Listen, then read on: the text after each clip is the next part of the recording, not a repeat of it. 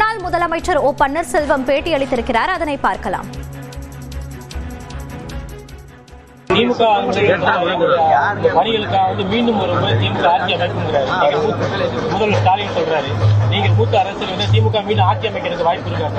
இன்றைக்கு சூழ்நிலையில் எல்லா கட்சியும்